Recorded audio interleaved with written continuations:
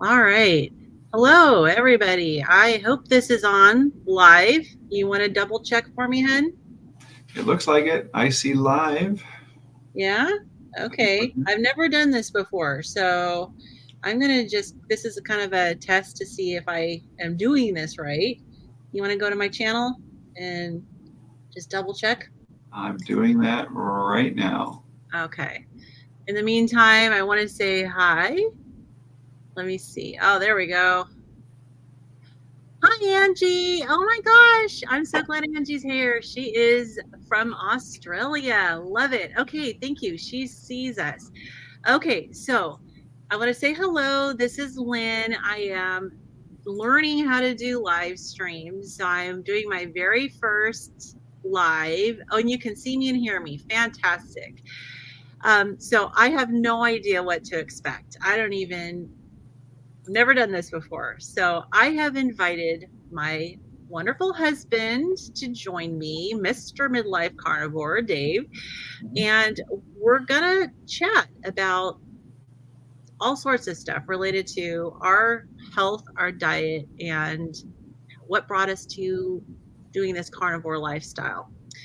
Um, so I just wanted to start out and say thank you for coming and joining me today. I know that you're busy. He also, in addition to his regular job, he teaches 2 university courses online. So he's actually got 2 classes right now of students that he's trying to educate. Um, but so I appreciate you coming and joining me. So I want to start out by kind of asking you to share, like, how was your relationship with food growing up? Like, what you explain, like the house that you grew up in and what food was like in your home. Sure. Well, first of all, thank you for inviting me.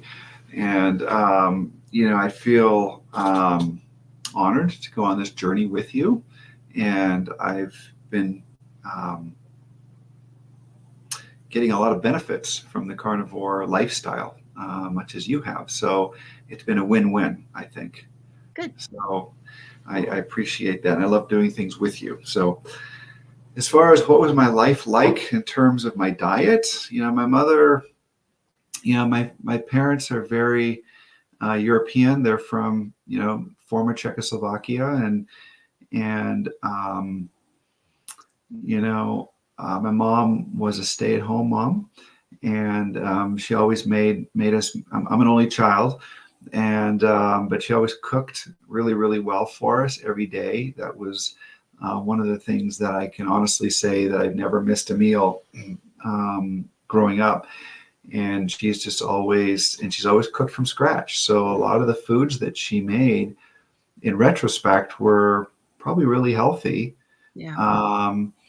Certainly in light of today's diet out there, but even for then, back then, and I don't even know if we even knew how healthy it was back then. We just sort of ate that way, and that was sort of the lifestyle that we lived. And some of the foods that was given to me to eat, I didn't necessarily like, but I just ate them because that was what I was supposed to do. And turns out that they were pretty healthy. And Can you give an example? well, we talked a little bit earlier about a spinach dish that my mother made, and she didn't make it often, but maybe once a month or something she would. And it was almost like it was a spinach sort of a slurry. And I was joking with you. I said it kind of looked like a cow patty. Kind of had the texture of a cow patty. Fortunately, it didn't taste like a cow patty, but so we know spinach has a lot of nutrients, right? And a lot of vitamins in it. And this thing was basically, it was put in front of me almost like a bowl of soup, and it was just a big clump of. Ew. I can imagine as a kid that would be a Yeah. challenge. Yeah. I mean, as a kid, that was like, come on, seriously, And so I ate stuff like that. I ate a lot of meat growing up. My father was really big on meat for dinner every day, and my mother always had soup with every meal. So we always had soup for dinner every day. So Homemade soup, right? homemade soup. Oh yeah, everything was homemade, and Nothing so came out of a can. Oh no, as a matter of fact, yeah, that was definitely frowned upon. Yeah, and she And says a lot of anti-nutrients too. Yeah, and spinach yeah, particularly. We didn't know. We just found out recently about how high in oxalates spinach is. And right, so, right. yeah, it's one of these things that growing up, we didn't hear about anything. I mean, Hmm. we grew up in Hmm. the era of Popeye, Right, right? right. And Popeye, his strength was he ate his spinach and he'd open up a big can of spinach and pop it in his mouth, and all of a sudden his muscles would pop out. And so that was the messaging that we grew up with. Well, Was that was what we were sold, right? We were mhm, sold that, right? And yeah, obviously we're learning new things about vegetables and fruit, and that isn't necessarily as um, good for our bodies as we were led to yeah. believe. Well, I And think that just in the science, and I'm very sciencey, the science that I've looked at is that a lot of these studies that are done, they look at individual nutrients and they say, well, okay, this particular vegetable is high in this particular nutrient. That nutrient is shown to be beneficial for you, for your heart, or for your vascular system, or Mhm. or for your lungs, or what, or your liver. And but they Right, don't look and see what other things are in it. So you right, can't isolate nutrients. You have to look at it as a whole. right. Arlene just said, "Hi, just learned about spinach yesterday." Wow. Yeah, and I can actually learn. I can show these comments. Hmm. Yay. Um, yeah, it's pretty astonishing to learn. And I mentioned sometimes in my videos about Dr. Chafee's lecture that's called "Plants Are Trying to Kill You." Right. It is a very extreme viewpoint on Mhm. plants, and um, he takes a very hard stance about not eating any plants at all. And I know that there are plants. There's a lot of toxins in plants, and some have more than others. And I know some of them are more in the peel, so you can peel it off. Some of them can be cooked out. Some of them, like beans, it can be soaked out. Mhm. I don't know how much research has been done to show like a before and after, like after you cook it, how much is left. But I Right, know that oxalates are one of the toxins that cannot be peeled off or cooked out. right. And they have so many harmful effects on our bodies. I did not know that until recently. Yeah. So, yeah, but your mom used to feed you liver. Yeah, we used to eat, I don't know about a lot of liver, but probably a couple times a month. I had a dinner that was very, very rich in liver. And a lot of things that's interesting as I look back at the foods that I ate. My mother didn't make like six different things for dinner. Sometimes it was just two. Right. You know, I sometimes noticed one. that. I noticed that when I first met your parents and went Yeah. to their house, Hmm. that your mom would cook maybe one or two things, That's it. and the I remember. focus of the meal was meat. I remember one dish that she would make is potato pancakes, and that was it. Just potato pancakes. I That was remember that being was for served dinner. that, and Like that's it. that's It it. was potato pancakes, Like okay. period. That's all It, you got. it tasted really good. I can only imagine what the carbohydrate, Through the content roof. on that. Through the roof, I'm sure. Yeah. So, were you an overweight kid at all? No, because I was pretty active, but I think Mhm. that there was a phase in my teenage years where I might have plumped up a little bit, but Sure. That, like, prepubescent phase where yeah, boys go yeah. through. But Yeah, generally, no. and then you had your growth Managing, spurt.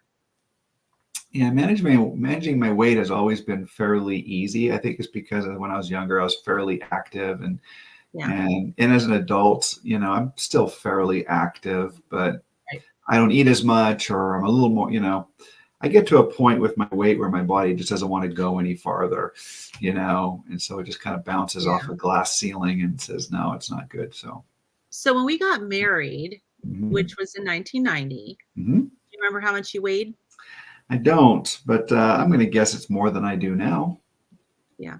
Probably about 210. So if I had Okay. to guess, something like Okay. that, maybe 215.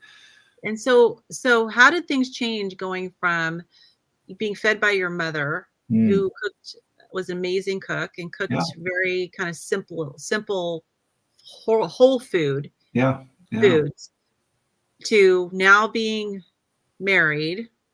We got married fairly young. I was Hmm. 22, but Hmm. um, how did our diet change? I mean, I remember, but you tell me your perspective on how our diet changed.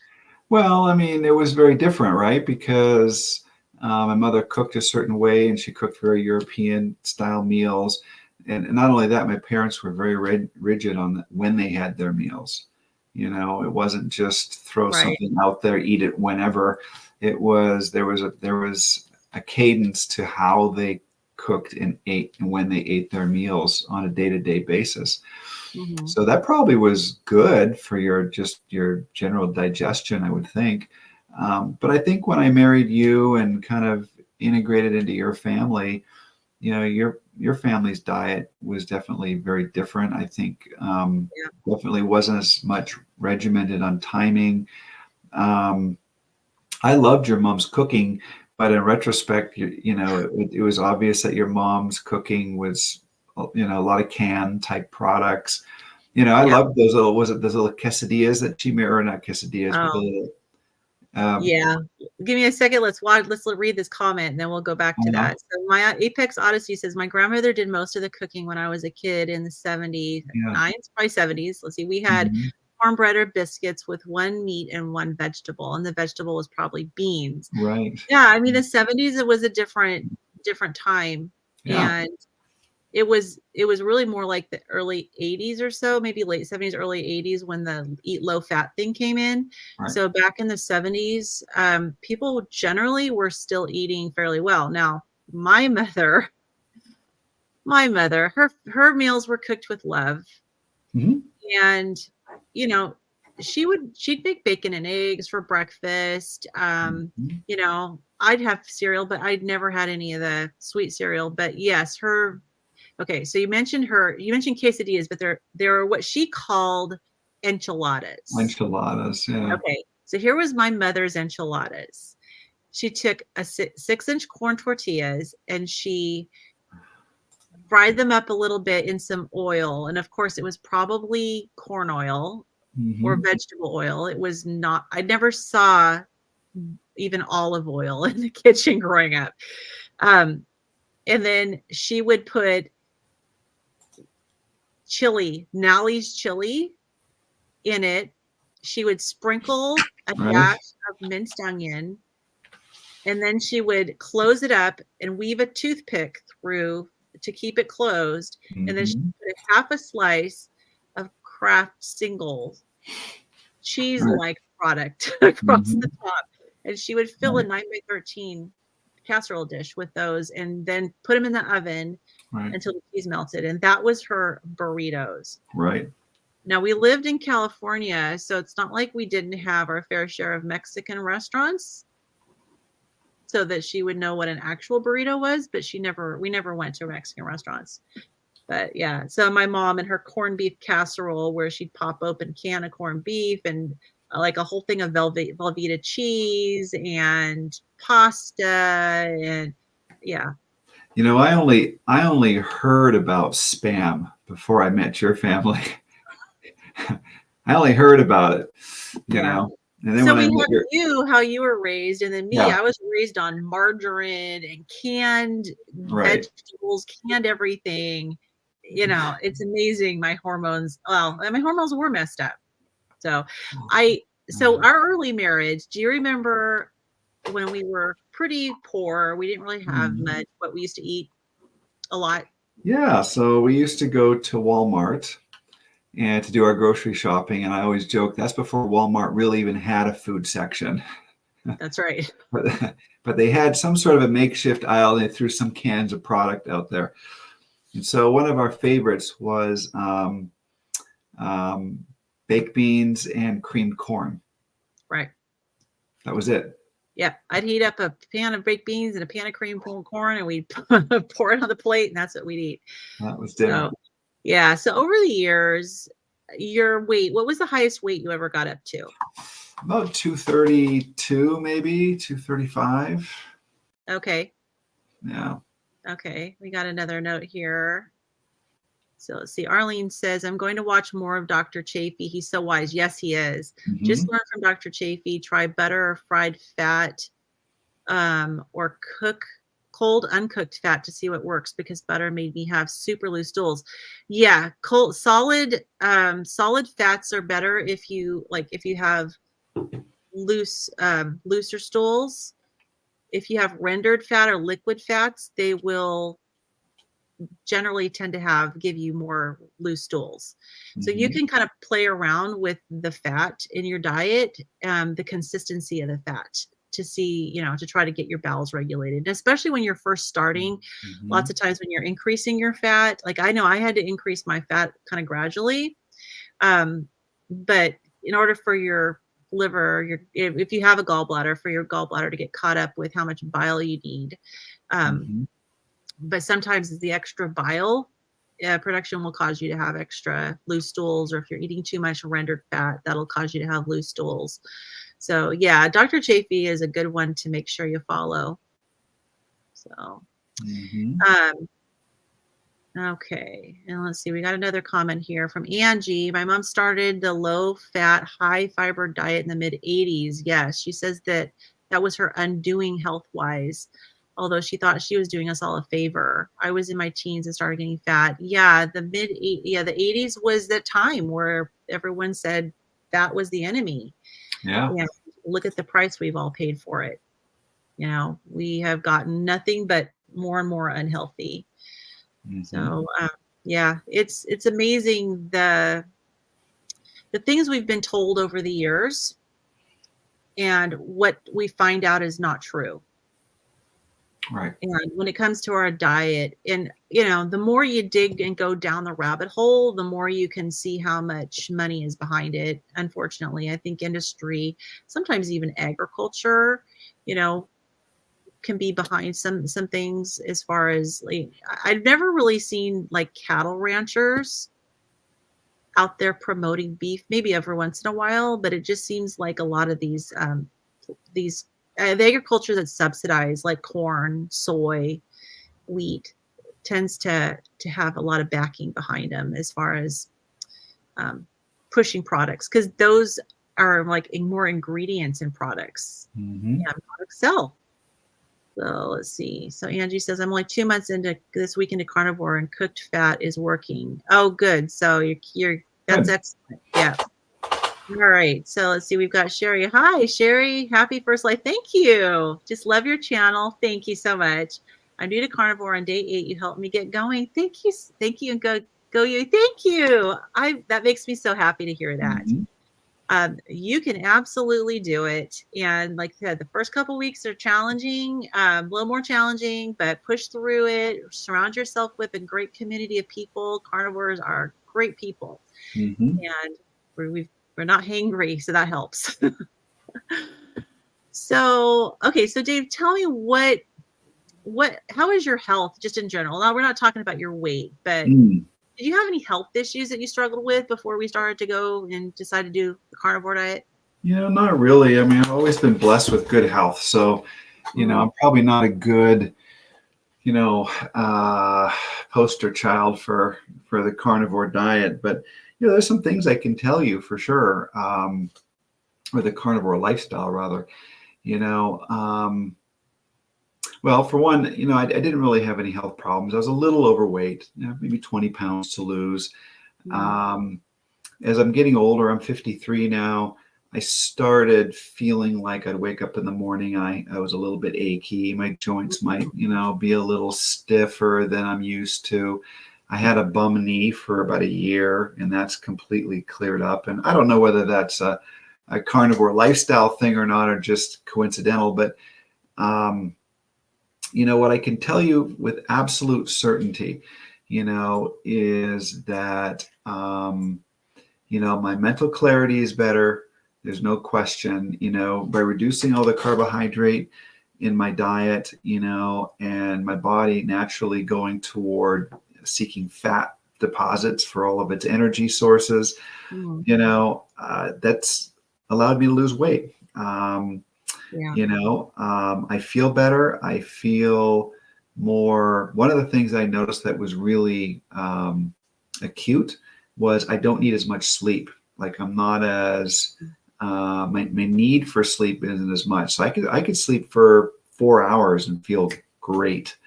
Like, that's all I need.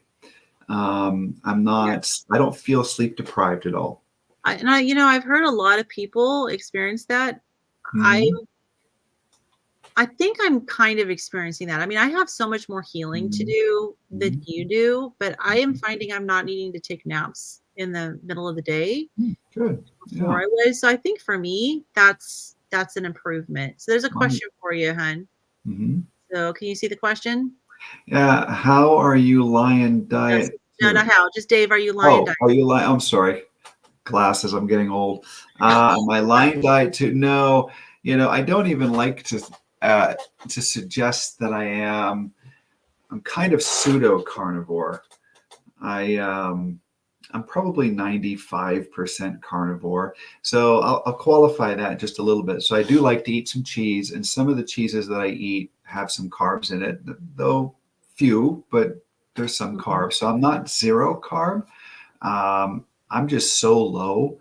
Um, Yeah. compared to eating, who knows how many carbs I ate before. I don't know, 60 grams a day or something. I don't know. I don't know what the typical, diet consists of in terms of number of grams. But yeah, I'm probably down to less than 5 on a daily basis. So I do like to eat cheese. Yeah. I have, I like peanuts. I don't I eat them see you snaking often. nuts. Yeah, every once in a while, not nuts, just peanuts. And the reason why peanuts is the nut of choice is because it is low carb. Yeah. Out of all the Also nuts, got, but I keep telling him they've got yeah, I know, oxalates. I know. So So, and I don't eat very many of them. Like when I say I just eat a few, I mean literally like, 6, that's it for yeah. 3 days, I think that I think that yeah, you can afford more than I can right, to sneak some extra things in, and it right. doesn't seem to have any negative impact on you. Well, and that's one of the things that I think it's kind of unfair because I don't have, a lot of people uh, find the carnivore lifestyle because they become exhausted or exasperated with the healthcare system, and they don't know where else to turn, what else to do. They've got 200 pounds to lose, and no one is giving them any answers to help. They've got skin issues, they've got joint issues, they've got gut issues. Diabetes, they've Sure, got autoimmune, they've got right. yeah. Well, and And like so, me, I've got mast cell activation syndrome right, and and very obese. I yeah. mean, yeah, so you're right. I mean, we're all at different places in Mhm. our health, Right. and some can tolerate to deviate a little bit, and others need Sure. to be really strict like me. Now, Mhm. there's things on the carnivore diet that I can't eat um, because of the mast cell activation syndrome, Right. because I have to keep it low histamine. Right. Um, but then I also ended up having that gut test that showed that Right. I'm reacting to some foods like their gluten, and I hadn't eaten gluten for months. And it turns out that eggs, dairy, and coffee are all cross-reactive. Mm. And so when I eat those, my body thinks I'm eating gluten and forms antibodies, which is really messing up my gut. So Mm. I've had to be a lot stricter. I've had to cut those out. Right. Got a question from Sherry. How do you feel about iodine drops? I'm still learning. I've heard many doctors say that it's good to add some iodine drops. And in fact, I had purchased some iodine drops and started adding them to my water and with my element. And I drink element. Um, and then I've noticed I wasn't feeling well. And so I went to my list, my histamine list, and I found out that iodine is really high histamine and incompatible with people who have either histamine intolerance or um, mast cell activation syndrome, like myself. So for me, I can't. So I would just encourage you to keep researching it because you may be fine with it, but Mhm. for me, I can't. And then Angie asks, is butter cross-reactive? I think for celiac, butter can be cross-reactive. It's the proteins in the lactase, then the whey proteins that are in butter that can be cross-reactive. I'm avoiding it right now. I'm possibly considering adding ghee back to see how I do with ghee because I'm just struggling to get my fat. But in the research that I've done about cross reactivity, it just really lists dairy. So I'm having a hard time kind of figuring out whether butter is actually cross reactive. I think it is, but I don't think ghee is, because the ghee is lacking those proteins that our immune system reacts to. I wish I had a more definitive, certain answer to that, but I don't. It's something that I'm actually actively looking into, and I'm looking for further information on that, because I don't really want to have to stay super strict lion. I really don't. I'm doing okay on it. I'm struggling to get the fat in my diet. So, all right, I wanted to pull up your metrics and go over them. Okay. Because I do this all the time, every week for myself, but we don't get to go through for you. So I went ahead and pulled your metrics, and I did get his permission to show you this. But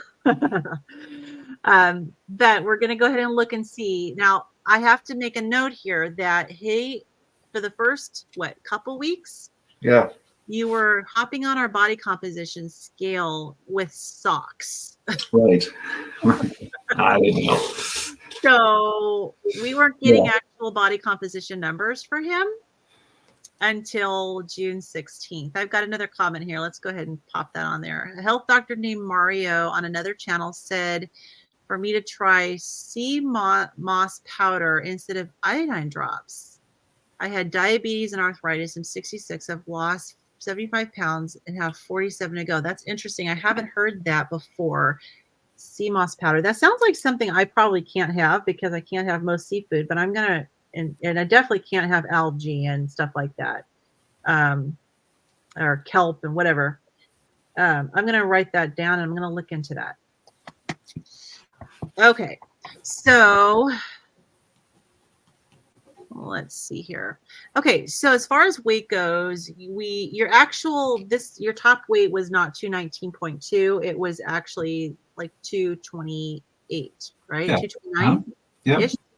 Okay. So your last weight as of this morning, your weigh-in, you were at 198.8. So your scale weight has come down 29.2 pounds. Now we're going to do just like I do. We're going to do the breakdown just like I do for mine. But yours is different, because your fat-free body weight, which is all that good tissue, has gone down. So you've actually been losing good tissue. Right. So your actual fat loss has been 21.8 pounds. So for you, your scale weight is actually more than your fat loss. Now you don't have nearly as much fat as I do. Your total muscle, you have actually lost 7.2 pounds of muscle. So you started out at 155.8 and you weighed in this morning with it at 148.6. You've actually lost 0.4 of bone, which I don't think is a good thing. I don't think that's good. So your total of the good tissue has been 7.6 pounds. And I think the difference between the 7.6 and the 7.4 of the fat-free body weight is just probably water.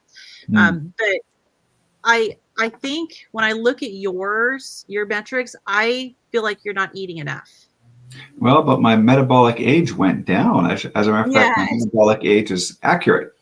And if anyone has actually listened enough to my channel, I went on several weeks in a row. I went on rants about my metabolic age not moving. And his metabolic age is now his real age, which is, I'm a little jealous there. But I put in these little scales here are actually from the app, from our body composition scale. So I just clipped them and pulled them in here so you can see where he's at. And these aren't all of these metrics. These are just some of them. But I have the first one is your actual body weight. You're almost into a normal range, which is fantastic.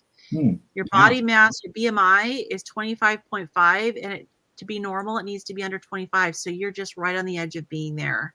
Right. The third one is your subcutaneous fat. So you're still a little bit high. You're at 18.7. You need to be under 16.7. So you're close. Right. All these are good. Your vis fat is in the acceptable range, which is great. It was 9. Right. And then next page, we looked at your the muscle mass, and you're within a good range. So even though, you know, this is your skeletal muscle percentage, you're okay. Mhm. The second one is your total muscle. Now that skeletal muscle, cardiac, smooth muscle, it's actually considered high. Hmm. I'm surprised by that because, you know, you've always been kind of lean. Right. Yeah. And then your bone is still within, it's in an average range. So I don't like the fact that you're losing, but Right. you know, it could be worse, to be honest. So Mhm. anyways, let's get back to some of these comments here. So Arlene says, okay, sorry, we already looked at that one. Oh, this is the doctor was called herbal medicinal or something. Okay, I'll have to look him up. So I'll just write doctor and then Mario. I'll check him out. And Angie says, well done, Dave. Thank you. Oh, and then she says, actually, not good. Maybe do some weightlifting. Yes. Yes. Yeah. Yeah. Yeah. So we need you to build a little bit of muscle. How do you feel about the fact that you're losing? And Arlene says, excellent job, Dave. So No, thank you. yeah, overall it is very good. I'm not good. I guess I don't really know why I'm losing muscle because I'm not doing anything less physical. I mean, I'm still mobile, just as mobile as I was before. So why is my muscle mass atrophying and, you know, I'll show off. There you go. Yeah, I know. I'm pretty jealous. I have my theory because I think you're still equating your muscle gain or loss to exercise. And even though, yes, you can definitely do that, you've got to have the building blocks. Sure. And one thing I know from being married to you for 33 years is you are not a big eater. And yeah, Angie said not enough animal protein. Exactly. You're not a big eater. You've never been a big eater. Right. Right. And I personally think that you are not getting enough protein. You're not getting enough protein. You're probably not getting enough fat either. I'd be interesting to see how well you do if you increase your meat and your fat and make sure that you're eating more, because I know you love to fast. Yeah, I mean, you know, I've learned a little bit about fasting, and fasting is actually really, really, really healthy for you. And being on, you know, on carnivore, it makes fasting even easier because when you do eat, you're very satiated. As a matter of fact, I don't think ever since I've been on, you know, eating carnivore with you, I don't think I've had any hunger pangs at all, not once. Yeah. You know. And so I think that because it's so easy to not think about food when you're always satiated, it probably is going to, for you, take some concentrated effort to make sure that you're eating more. Right. Because I mean, in general, even though you're still within those acceptable ranges for most of your categories, I wouldn't think you'd want to definitely not be losing bone. Right. You know, that's, to me, that's even a little more concerning. But as we age and we're both in our 50s, you know, I think we need to be really focused on gaining the muscle and the bone so that we can be stronger as we age. So, okay. So Arlene says, I've heard doctors tell people to lift weights, and I think more fat and more meat. Like she said, you're under eating. I don't know. Yeah, no, I agree. I think, I mean, I live with him, so I see how he eats from day to day, and you are a light eater, and you've always been a light eater, which is probably why, like, over the course of the years, I mean, I have, you know, I've had a lot of hormonal problems. I started out younger in my 20s with polycystic ovarian syndrome. I didn't know then I had mast cell activation syndrome, but I was having symptoms that were unexplainable. But then doctors didn't know that even existed. That was 30 years ago. So Right. it's only been fairly recently that doctors even knew that mast cell activation syndrome was a thing. Right. Um, but hormonally, I was always more of a mess. And I don't know how much my diet growing up had to do with it. It could have. I mean, how long could you eat margarine instead of real butter? Vegetable oils instead of olive oils. And, my mom would put on avocado on, a salad. So I'd had that good, that fat, which was better than vegetable oil and corn oil. But I didn't eat well. So, Mm. yeah, so it's hard to say. I mean, how we grow up, how much that influences things. Right. You came with a really good foundation. Probably. I Yeah. mean, we didn't, I never had soda growing up. Those types of things were Right. never in our home. So, Yeah. And I really didn't either. you I probably would have been overweight a lot sooner. Like I was not an overweight child or teenager. I know, mean, I started to gain weight when I started to develop the symptoms of polycystic ovarian syndrome. Before that, I was a normal weight. But we right. didn't have sodas, we didn't have soft drinks. And, back when I was growing up, we hardly ever went out to eat. So Angie says apparently intermittent fasting is great for weight loss, but to get other health benefits like autophagy and growth hormone, you need to do longer fasts, like 72 hours. Mm. Yeah, he only does fairly short Mm-hmm. fasts. Right. She also wants, and Arlene wants to know, how much do you eat a day? Mm-hmm. Want to go into that and explain I know it varies from day to day, but give them a general idea of what you In eat. terms of just number of calories or Okay, well, just, let's talk about, what did you eat today? well, all I had today was, you made me some hamburger. So I had probably the equivalent of maybe a couple hamburger patties and two eggs, two fried eggs, Right, and a little bit, added some cheese, a little bit of cheese. right. That's So all you I've went all eaten today. day. You went all day without eating. Right. And when did you eat yesterday? Um, let's see, what did we eat yesterday? I can't remember now. I don't remember. You don't remember. Yeah, I don't remember what we ate yesterday. Yeah. Yeah. So, sometimes you go a long time. Now, you don't Mm-hmm. always go that long, Oh, but we had hamburger. We had hamburger yesterday. Remember? Yeah. yeah. Yeah. Yeah. So maybe Yeah. close to 24 hours without eating. Yeah. It's probably pretty normal for me, though. I mean, I do have my coffee in the morning. That's another thing that might not necessarily be carnivore lifestyle, but I do have a coffee, and I have my my cream, and it's an unsweetened cream that I put in my coffee. It's just that's it. Mm-hmm. That actually satiates me as well. So Yeah. So Mary says she's concerned about the iodine. How can your thyroid get along without it?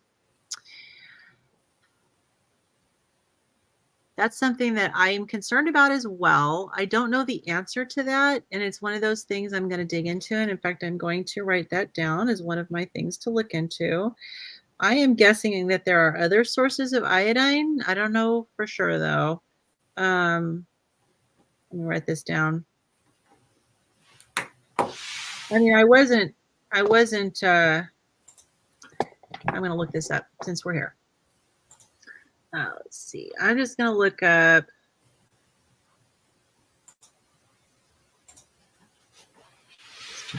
sources of iodine in food. Let's just see. You can never really get a complete list. mm-hmm. It'll give you like 9 healthy foods, fish, certain fish, dairy. Yeah, you got eggs, Eggs. yogurt, right? Okay. Yeah. So I guess you need to look at the fish, the dairy are probably going to be your sources for thyroid for iodine, Right. which is a little bit of a concern for me because I don't eat those. Hmm. So it's kind of a little challenge with mast cell activation syndrome because iodine is high histamine. Iodized salt, of course, is another source, although the sea salt is better quality, but iodized salt is another option for iodine for you. Um, yeah, you gotta turn your ringer off, then. Yeah, there we go. Okay, so Dave. Okay, so it's from zero carbs. Eats OMAD, but he eats about Mhm. 500 grams of beef mince and 12 eggs. You're definitely not eating enough. Yeah, you're right. He's not. Right, Absolutely. And thing is that your metrics show it. The body right. composition shows it that you're not Yeah. eating enough. And I need you to be strong as we get old. Well, the good news is that all of my data now is on the interwebs. And so when we meet in a month or two and we do this again, we can pull up the new numbers, refresh them, and kind of see Yeah. how I'm trending, right? Yeah. I mean, Yeah. absolutely. I think that would be great. I mean, do you feel like you might want to try to eat more? Yeah, I mean, I probably should. I mean, I think, one of I think I told you yesterday I had, what do you call it, a non-scale benefit or a victory Yeah, or non-scale victory. Yeah, share victory. that. So I'm at the airport quite a bit because I fly a lot, and I was going up with my instructor, and I had to run back to my hangar to get my headset. Now, in the past, I was never a great runner, um, and as I've gotten older and a little bit out of shape, usually if I run 200 or 300 feet, I'm starting to get a little winded. And I ran from the apron all the way to the hangar, got my headset, ran back to the plane. And I don't even know if my heart rate went up. It was amazing. I felt like I could run forever. And I'm sure a lot of it has to do with the fact that I'm almost 30 pounds lighter. Yeah, Um, but yeah, I just kind of felt like my joints just felt great. Um, I wasn't winded at all. that's And amazing. yeah, I thought it was so, um, what's the word I want to say? You know, um, I mean, it was just so acute that it was You were kind of immediately I noticed. surprised. Yeah, I was kind of shocked at how good I felt running. So I'm probably going to run a little bit and see how far I can go and kind of work that angle a little bit in my, in terms of exercise. But, you know, these are the little things that I'm seeing in my own day to day that I think I can directly attribute to a carnivore lifestyle. And again, I Yeah. want to go back and preface the fact that, I'm going into this thing, with not having a lot of ailments, not having a ton of things that are wrong with me, Yeah. if I can use that word. I mean, I listen to stories of people that, carnivore is almost their last. I mean, That's it's so that's their Hail Mary. I mean, that's all they got, yeah. you know, Yeah. Yeah. and I'm not there. Well, I mean, you're blessed to have found this before, Yeah, and you may have never been one of those people that got to that point just because you had such sure. a good foundation. Yeah. Um, Angie says, yes, this is a good tip from Angie. She says, look up Dr. Sean O'Mara regarding sprinting versus running. Hmm. Take a look at him. You might be interested because he Uh, he talks about the benefits of doing these little sprints. mm, And yeah, yeah, so check him out. yeah. What about colds? Because I know that Yeah, before we were carnivore, it seemed like sure. you were getting colds all the time. Well, not all the time, but it wasn't A lot. unusual. So we've been doing carnivore now for 4.5 months or End of, so. end of May. Yeah, and I don't know, I just feel great. I mean, you know how you feel like your immune system is strong? You know, Hmm. I think that, sometimes you get under the weather, maybe you don't get sick, you don't feel the best. And a day or two goes by and you're back to normal. I don't have any of that anymore. Hmm. Like, I just feel great all the time. And do you want to And, share what your previous go-to thing was for trying to avoid colds? it's garlic, right? So raw garlic. I used to eat raw garlic all the time. Yeah. And Like literally. he would take cloves of garlic, slice them up, and put them on whatever you were eating. Yeah. Like not cooked. Right. Raw garlic. Yeah. And then, and he was, okay, so during the past few years with the pandemic, he was convinced that that was going to keep him from getting the big C. And when it didn't, he lost his love, his faith in garlic. Yeah. Yeah. But since eating this way, you have not been getting sick. Yeah. It's Great. good. So Yeah. Arlene says, you both look healthy. Thank you. Yeah. So my husband just started 3 weeks ago, and he eats 1 3/4 pound ribeye, but won't eat the fat. Oh no, you got to eat the fat. I eat it as I fry it. He then eats 1 to 2 eggs, 2 slices of bacon. He eats a 1/4 pound hamburger patty. So see, that's how much you should be eating. Yeah, that's good. But yeah, you know what I like to do, and then Arlene says to see if you like to eat butter. You should be adding butter to your coffee and using our little magic bullet, making yourself buttered coffee. Okay. But I like to get beef fat trimmings from the grocery store, and I'll cut them into bite-sized pieces and fry them up in my air fryer. I found that like 16 minutes with flipping them over like midway through gives them a really good crisp. And then I just salt them up and I eat them like popcorn. I have not been doing that nearly as much over the past couple of weeks, and I'm thinking that that is probably why I'm not getting my fat. I was doing that more frequently. We've had a little bit of a rough few weeks. I mean, if you watch my channel, you know we had to put our dog Gracie down, and then last week our son was in the hospital, so it's been a little bit of a rough time. So, you know, those events, like I didn't cheat as far as eat things I shouldn't have been eating, but I don't think I wasn't making my little fat Crispies, and I need to get back to doing that. Yeah. So Errol, am I pronouncing your name wrong? Errol Channer. Hi. Yeah. Yes, that is super important. Absolutely. Yeah. Very important. Yeah. In fact, I hear different other carnivores talking about doing a fat fast. I haven't really looked into it, but I'm assuming that means you just take a day and all you eat is fat. Have you heard of that? It's called a fat fast? A fat fast. Okay. Yeah. So you haven't heard of that before? Are you looking it up? I'm looking it up right now. Let's see. Let's see. So what is fat fasting? A fat fast is a high-fat, low-calorie diet that typically lasts 2 to 5 days. During this time, it's recommended to eat 1,000 to 1,200 calories per day. Interesting. Okay. Darlene says she heard of it, hasn't tried it. I only heard a better. I now like cooked fat.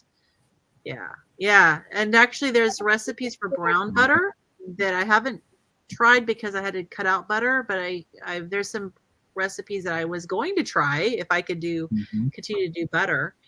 But, you know, maybe look up, you know, how to make brown butter.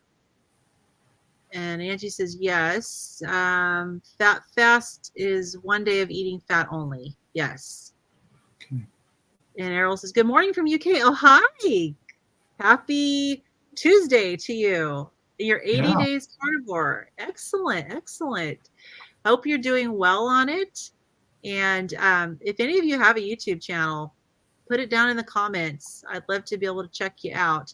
I know not everybody goes on YouTube and documents. So yeah, I'm just happy that you're all here. But thank you and welcome, Errol. And so Sherry says, fast sounds awesome and gross at the same time. Yeah, I do. It's actually the crisped up pieces of beef fat are actually really good. Like they're salted. They're kind of addicting, to be honest. I mean, I serve them, like I'll make steak and then I'll put them on top of the steak and we'll just kind of make sure we get a piece of fat with each bite of steak. And they actually end up being really good. So Arlene says, my husband can do better, but I can't. I can mix it with food, but I can't eat it like I first tried to for about 6 weeks. I tried to end up with almost accidents. Yeah, it's where you have to be really careful with the consistency of the fats.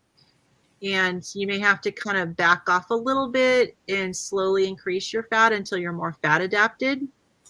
But yeah, fats are kind of a tricky thing that you kind of have to play around with and see how you do. But it takes some time to get fat adapted. And Kelly Hogan does Fat Fast. Yeah, so Kelly Hogan is another one that you can look up. She's a YouTuber, and she's really like an influencer in the carnivore community. So yeah, fat is very healing. Our body needs fats. Our cells need fats, and fats are important in transporting nutrients into the cells, and they're a key component. You know, I remember when the low fat and sometimes even no fat propaganda came out, and you know, what do you think they replaced fat with? They replaced it with sugar. Right. You know, fat is what makes things taste good, and they're so satiated. And without the fat, your gut isn't going to give you the signal that you're full. You know, you're going to have to wait until the stretch receptors tell you when you've eaten too much. But the fat helps you know that you've had enough to eat. Right. So Sherry says, made butter bites today for the first time. Very easy to make, taste salty and very sweet. Cool. Yeah, I was going to make them if I could continue on butter, or maybe I should just make them for you. Would you eat butter bites if I made them for you? I think so, yeah. Yeah? Mm-hmm. Yeah. I made a custard. It was supposed to be carnivore ice cream, but I could not get my egg whites to whip. This is before I cut out eggs completely. I could not get my egg whites to whip, and I learned later how you're supposed to do it, and I was doing it completely wrong. But I ended up with the custard, which was part of it, which had heavy whipping cream, a bunch of egg yolks, like 6 egg yolks, a little bit of vanilla extract, and I put monk fruit drops for the sweetener in it. And you heat it over in a saucepan until it thickens, and it was actually really good. So I only made that once, but you liked that, didn't you? I did, yeah. Yeah. It's good. So there's stuff you can do. I'm not really into trying to mimic sweets. I did that when I was on the ketogenic diet, and I ended up wanting the real thing, and that's the reason why I couldn't do the ketogenic diet, is because it was just, you know, I fell off the wagon so many times. So Angie says, when low fat came in, people were constipated, so that's when they suggested upping our fiber. Well, that makes sense. And I mean, the whole time I was working as a GI nurse, it was all fiber. That was what was recommended for people. And, you know, it was, you know, you kind of mix, you know, play around with soluble versus insoluble fibers. And there's a lot of people don't know that there's fiber supplements. Some of them are better for constipation. Others are better for diarrhea. But yeah, fiber in fiber, I learned recently that fiber actually traps key nutrients that doesn't allow as many of the nutrients to get into your cells, the vitamins and minerals that you need, and they end up getting excreted with your stool. So it's no wonder we're all nutrient deprived. And so Arlene says, yes, I think butter helped me a lot to feel less depressed after COVID and pneumonia and less brain fog. I feel so better. Some people add crispy bacon in the middle of the butter bites. Ooh, interesting. Yeah. Yeah, I mean, fats are really great for your brain health. It's super important. So Errol says, I'm doing incredibly well on carnivore. Thanks. Faster, stronger, lighter. Cognitive skills have improved. Yes. No brain fog, better mood, no depression, anxiety gone. Wonderful. The mental health benefits are really profound. And I know I am on the research committee for the carnivore diet documentary that's being made. And I am on specifically focusing on autoimmune, but we do have an aging category, and there's a separate research team that's researching the aging category and the effects of eating the carnivore diet on Alzheimer's. It is a real thing. I saw a study recently where they actually tried feeding elderly people with Alzheimer's. I'm not sure I understand. Is there something else? What are you doing? I'm trying to turn my iPad off. There we go. And they're cognitively they improved, and these are people that actually had Alzheimer's, and they actually cognitively improved having their diets changed. So it's definitely very, very good for the brain, for sure. So, all right. Well, I want to go ahead and wrap this up. We're almost an hour in. Did you have any last comments for anybody, Hun? Wow. Well, I mean, I think it sounds like everybody that's on the call, is intimately familiar with the carnivore lifestyle. It is a lifestyle. Yeah. I think life is kind of interesting. I think one of the things that I've learned is that everyone's body is different, Right. and you need to learn what your body needs and when it needs it and how it wants it delivered. And I think that one of our challenges as a species is we always want somebody else to provide an answer to their problem. Give me the recipe. And though I think that there's, that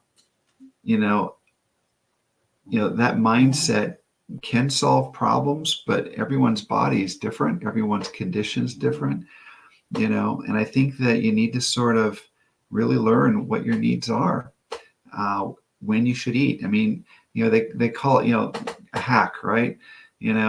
Everyone's got a different way about them. And some people don't like eating in the morning. Some people want their biggest meal in the morning. Learn what works for you. Yeah. And, I'm not saying that the carnivore lifestyle is going to solve all of your health problems, but I think that it will create a nice platform for you to heal wherever your body needs to be healed. And, I think as a lifestyle, I think that people should consider. I don't know that I want to be a carnivore. I've always thought being an omnivore was probably a better approach. But for right now, having a carnivore sort of mindset and a lifestyle, it works for me.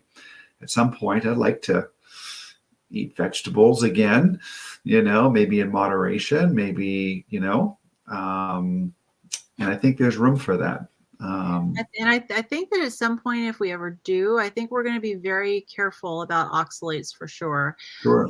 I honestly don't know if I ever will, but I am going to just cross that bridge when I come to it. Yep. I think you're right. The key is we got to listen to our bodies, and we have to listen, pay attention to what our body's telling us about what we need. Right. So I think that's a good advice. A couple more quick comments here to wrap up. Thank you, Mary. I have an interview coming up on Saturday. And so you can check, if you go to my channel and you click under the live, on the menu, the live, it'll list upcoming live streams. So I have a live stream coming up on Saturday morning. That is at 10 o'clock Pacific Standard Time. So hopefully you can jump in on there. A few more comments here. Thank you. So looking forward to next live. Excellent. I hope you can join us for sure. And Angie says, Dr. Berry says use veggies as a condiment, a small side dish. Very good advice. Perfect.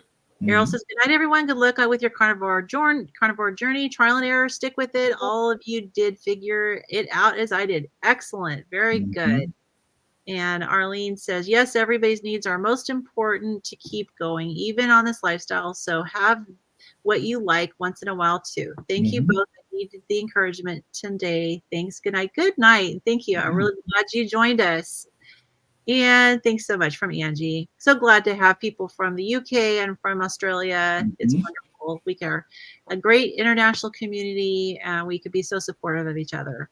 So thank you all for joining us. I hope you all have a wonderful evening or day, depending on where you're at. Thank you, Hun, for joining me on my first stream.